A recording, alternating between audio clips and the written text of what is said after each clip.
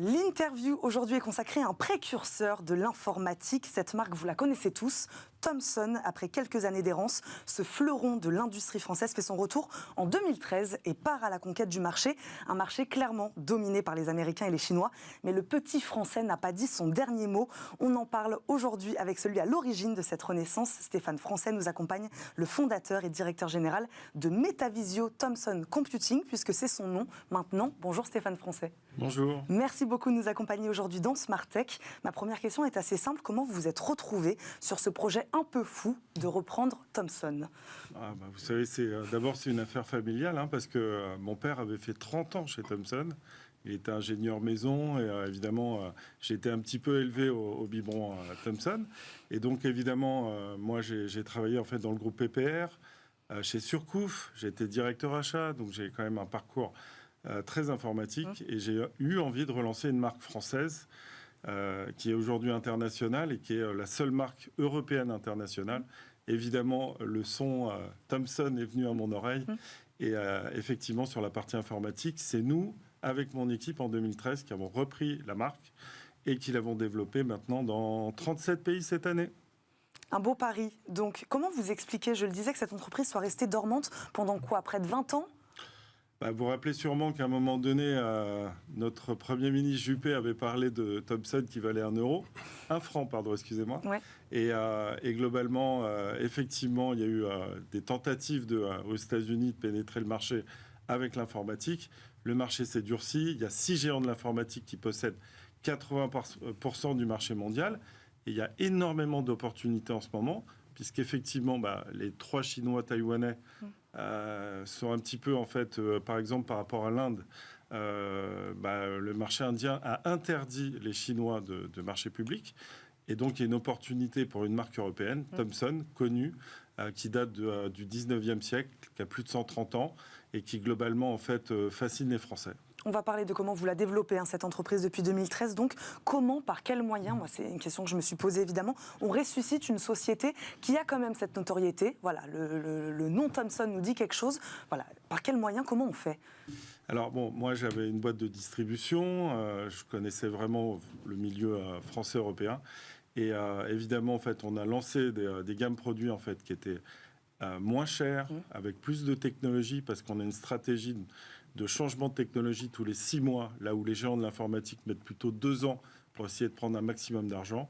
On a des marges qui sont petites et on a des différences de prix qui sont assez impressionnantes par rapport à nos concurrents, qui a fait que dès le départ, en fait, on a réussi à prendre des parts de marché dans le retail. Donc, quand on parle retail, on parle de marques essentielles en France, françaises comme Leclerc, par exemple, où, en fait, en informatique, on a fait vraiment des percées impressionnantes, comme Conforama, en fait, la Fnac. Et vous savez, aujourd'hui, on a l'ensemble des acteurs français, en fait, qui jouent avec nous.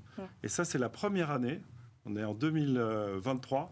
On a repris la marque en 2013. On aura mis donc 10 ans, c'est notre anniversaire depuis quelques jours, à pénétrer en fait le marché français dans son intégralité.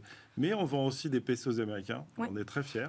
On vend des PC aux Canadiens. On vend des PC en Afrique. On a des projets en fait avec l'Inde. On a le Moyen-Orient avec le Middle East qui évidemment à Dubaï avait commencé il y a quelques années. Et finalement, en fait, on est en train de placer Thomson un peu partout. Alors, je ne dis pas que c'est facile.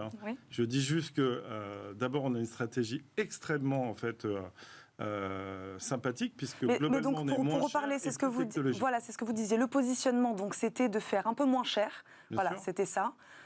On a des charges de structure qui sont moins chères que les géants de l'informatique. Et globalement, en fait, comme les médias français sont extrêmement sympathique avec nous et que on va dire que ça me dérange pas trop de passer à la télé, au contraire, et en particulier chez Bismart. On est invité, ça nous coûte évidemment moins cher que dépenser des centaines de millions, voire des dizaines de milliards, et globalement on les met pas dans les prix. Et nous, ce qu'on fait, c'est que dès qu'il y a une technologie nouvelle en informatique, on l'intègre à nos gammes. Par exemple, on a des PC maintenant de moins de 900 grammes. On a des PC à très haute technologie. Ils sont tous HD maintenant. Et puis, globalement, en fait, on avait misé sur des mémoires slim. Donc, on a des PC extrêmement fins. Oui, alors dites-nous, vous êtes spécialisé, on l'a compris, dans la construction de matériel informatique. De quel type alors ? Quel produit ? Alors, nous, on était au départ pratiquement pendant 9 ans, on a fait vraiment que du B2B2C, ça veut dire le grand public. Et comme la marque était extrêmement connue, on a eu évidemment une performance extrêmement forte. Et puis on a décidé, à partir de l'année dernière, de se lancer également dans le marché du B2G, donc ça veut dire l'État, en se disant ce serait bien quand même que l'État français fasse quelques commandes en fait à une marque française. On a du mal quand même. On ne cache pas que bizarrement en fait l'État français. Ils n'étaient pas prompts à vous soutenir ou à. On va dire ils sont peut-être un peu plus longs que le retail français. Moins agile. Voilà, et puis bon, aussi, il faut être honnête, on avait des gammes qui étaient plutôt structurées pour le grand public. Et puis de l'autre côté, on est en train d'ouvrir des marchés, donc on a postulé pour l'Inde, par exemple, et on devrait avoir les premières commandes la semaine prochaine, avec sur des marchés, vous imaginez, 1,4 milliard, où les Indiens ont annoncé dans les marchés publics, il n'y aurait plus de produits chinois. Et ça, c'est depuis le 1er janvier 2023. Qu'est-ce qui vous différencie aujourd'hui des Américains et des Chinois, donc ? Eh bien, en fait, encore une fois, notre stratégie, c'est d'intégrer la technologie quand elle sort et pas d'attendre. Et l'idée, évidemment, c'est de se démarquer en cela avec plus de techno, des produits extrêmement qualitatifs et en vérité aussi des produits qui sont saillants, jolis et qu'on a envie de montrer à tout le monde. On parle d'un petit français, donc, et quand on parle Made in France, c'est vrai qu'on se pose la question, conception, assemblage, aujourd'hui, quelle partie est véritablement fait en France ? Alors déjà, je ne suis pas si petit que ça, je fais 1m80. Mais non, on est évidemment, toute la conception, elle est faite en France. Ouais. On a, grâce d'ailleurs à l'Île-de-France et au programme de soutien, on a monté, nous, en fait, un atelier technologique où ça nous a permis de doubler l'effectif en face de notre siège société. Et puis, on progresse petit à petit en mettant pas la charrue avant les bœufs. Notre idée, en fait, c'est avec nos techniciens de sortir les produits avec les dernières technologies, de les tester. Une fois qu'ils sont fiabilisés, évidemment, on les fait produire là où, en fait, on a les composants les moins chers. C'est-à-dire aujourd'hui, on a une grosse partie de la production en Chine, mais on est en train de développer un centre, par exemple, d'assemblage au Maroc pour pouvoir, en fait, livrer l'ensemble des pays africains. Ça, c'est le Covid qui a fait aussi qu'on a pu changer aussi un moment de stratégie. Oui, alors vous avez entièrement raison. On a eu effectivement du soutien de l'Île-de-France pendant le Covid. On a monté un atelier où on met plutôt les moyennes gammes et les hautes gammes, en fait, qui sont montées en France. Donc on a quand même de la conception, plus du montage en France. Et évidemment, on peut livrer plus vite grâce à cela. Et puis on a le soutien de Microsoft, on a le soutien d'Intel, on a le soutien même de Qualcomm, qui sont les processeurs, vous savez, plutôt monopolistiques en téléphone. Mais on a aussi une gamme qui nous permet d'avoir 2 fois plus d'autonomie de batterie avec des processeurs Qualcomm. Je crois qu'on est les seuls au monde à avoir une gamme entière Qualcomm Thomson. Les marchés sur lesquels vous vous développez, vous parliez de l'Inde notamment. Vous vous adressez à eux comment ? Quels produits les intéressent ?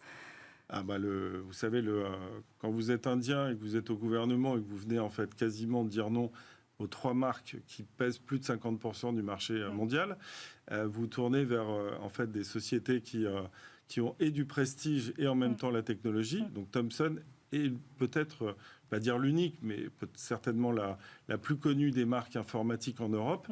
Et aujourd'hui, les Européens ne sont pas très dangereux. On n'est pas associés aux Russes par rapport, contrairement aux Chinois. On n'est pas des Américains impérialistes. Donc voilà, on va dire que l'image des Français est plutôt très technologique. Et aujourd'hui, une très belle image. On n'est pas par hasard le pays le plus visité au monde. Le Covid, est-ce qu'il a changé aussi, je ne sais pas, la manière de consommer ? Est-ce que peut-être on peut parler du marché européen ou des Français ? Je ne sais pas, la manière de consommer le matériel informatique. Alors oui, on a, comme vous le savez sûrement, on a associé par exemple Teddy Riner, avec qui on a le droit à l'image sur toute l'informatique, qui est évidemment en fait quelqu'un qui nous aide dans la perception en fait de la marque Thomson. Et c'est une façon de nous aider en fait sur le retail pour la consommation, parce que quand vous associez Thomson à nos rapports qualité-prix associés à l'image de victoire de Teddy Riner, on a une façon de présenter les produits qui sont un petit peu différenciantes. Et encore une fois, on est français. Enfin, je veux dire, j'ai pas choisi mon nom par hasard. Je l'ai pas choisi évidemment. Mais merci de cette transmission et franchement, on a un avenir qui est certain. On s'est mis en bourse aussi pour soutenir le développement de la société.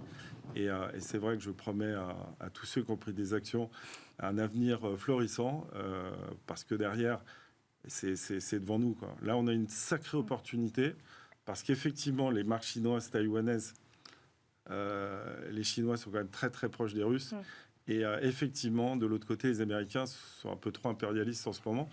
Ça nous laisse des opportunités incroyables. Et puis, c'est vrai aussi, il faut reconnaître qu'avec le Covid, nous, on a, comme tout le monde, une très très forte croissance en 2020 et 2021, surtout les 6 derniers mois de 2020, évidemment. Et tout le monde s'est équipé. En 2022, c'était beaucoup plus dur. Le marché mondial a fait entre moins 35 et moins 40%. Mais en fait, les grandes marques ont beaucoup soutenu la vente des produits en baissant les prix au maximum parce qu'ils étaient trop chers. Aujourd'hui, ils ont perdu beaucoup d'argent et les nouvelles gammes sont beaucoup plus chères que les nôtres. Dernière question, est-ce que l'État français vous soutient d'une manière ou d'une autre ? Encore une fois, on a eu l'Île-de-France qui nous a soutenus quand on a créé le pôle technologique. Là, aujourd'hui, on a effectivement on est une des rares sociétés françaises à avoir obtenu le PPR, qui a été de 4 millions et qui nous a permis effectivement d'avancer en fait en termes d'équipe commerciale. Moi, bien sûr qu'on a le soutien de l'État. On voudrait beaucoup plus de soutien d'État. J'en appelle en fait à notre président. Et il faudrait qu'il y ait un peu plus de commandes Thomson en fait dans les administrations françaises. Ça va venir, j'en doute pas. Simplement en fait, rappelez-vous qu'on existe et s'il vous plaît, dépêchez-vous parce qu'évidemment, on a envie de réussir sur le marché B2B et B2G comme on réussit sur le grand public. Et c'est pas normal que ce soutien ne soit que au niveau de la population. Voilà, encore une fois, on est en plus moins cher. Donc là, on a tout dit, quoi.